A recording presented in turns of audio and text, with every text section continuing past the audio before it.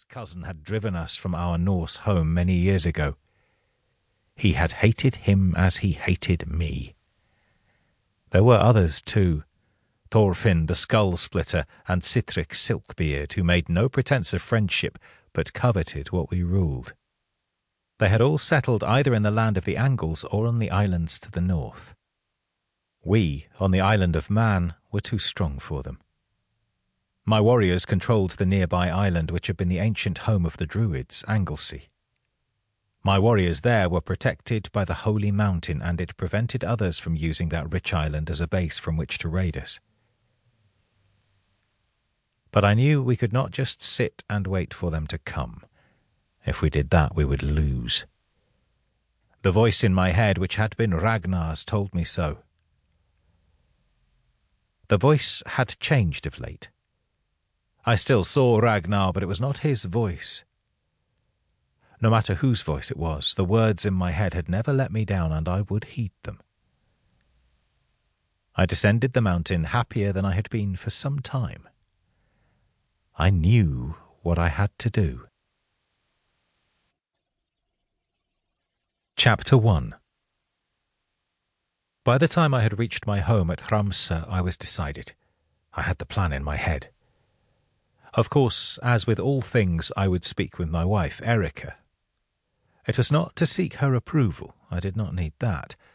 Rather, it was to have her apply her mind to what I had decided.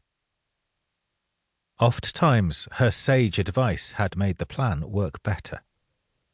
I believed she might be a Volva, but she denied any such powers. The other world worked in mysterious ways. My daughter Kara was now toddling and was proving a handful for Sierra, who watched over her. As I approached the hall, I heard her squeals as she fled from her nurse, and I heard Sierra's voice as she tried to control my child. Arturus, my son, had grown rapidly over the last year. He spent every waking minute practicing to be a warrior. If Aidan was available, then he sparred with him, and if not, he used his bow and the targets. At other times he would happily wield an axe to strengthen his muscles. He wanted to be an Ulfheonar, and he knew that required a high standard of skill. Aidan was the Irish boy I had adopted. Although he used a sword and shield, he was no warrior. He was a fine worker of metals and had made the wolf charms for my oathsworn.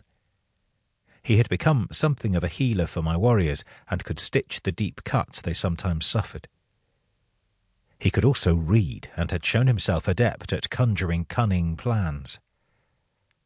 I knew that when Erica had refined my thoughts, Aidan would add his own opinion and ideas. I would welcome them.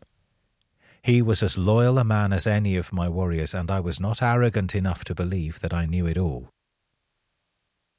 Arturus ran to me when he saw me. I noticed that he was now as tall as my shoulder and was filling out. Another summer or two, and he could begin raiding with me as a warrior rather than an apprentice. "You are back, father. Did you dream the dream?" I smiled. "Not this time, my son, but the sky and the mountain cleared my head and allowed the spirits to talk with me. I cannot always dream, but I can speak with those who have gone before." "Will I be able to do that when I grow older?" I had no doubt that he would, for his mother was fey too, but it did not do to put such ideas in a boy's mind in case it turned out not to be the way he would walk. "It may be. When I was your age, the gift had not come. You will need to grow and see what the All-Father has planned for you." His face showed disappointment tinged with resolve. He would still believe that he could be exactly the same as me. "I will continue to work then, father." "Good. The gods help those that help themselves." Erica was a good organizer, and she had finished the chores which needed completion. She was a master at ensuring that others worked hard. She was sitting by the fire, weaving a new kirtle for Arturus. He was growing rapidly and would need one when winter returned.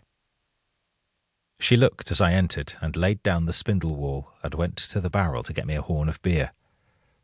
She did not need to say a word. She knew that I would speak when I was ready. I had chosen a good wife.